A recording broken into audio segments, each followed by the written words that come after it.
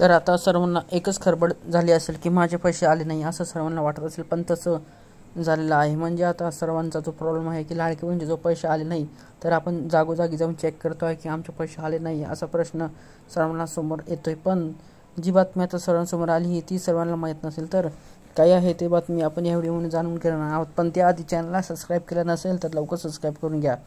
तर आता लाडके बहीण योजनेबद्दल काही महत्त्वाचे निर्णय झाले आहेत. तर आधी असं माहीत होतं की लाडक्या बहिणीचे 3 बायांचे जर एकाकडे नाव असेल फॅमिलीमध्ये तर एकाच महिलेला लाभ मिळणार, पण आता तसं नाही.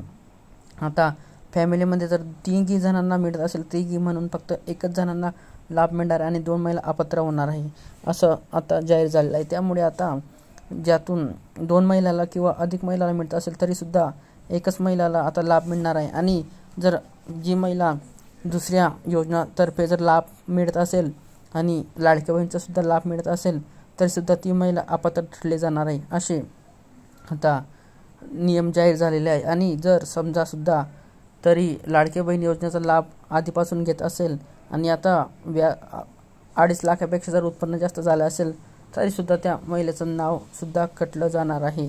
याबद्दल आता महिलांनी काय करायचं हे आम्ही तुम्हाला नेक्स्ट व्हिडिओमध्ये सांगणार आहे. तोपर्यंत आपल्या चॅनलला सबस्क्राईब करून घ्या. धन्यवाद.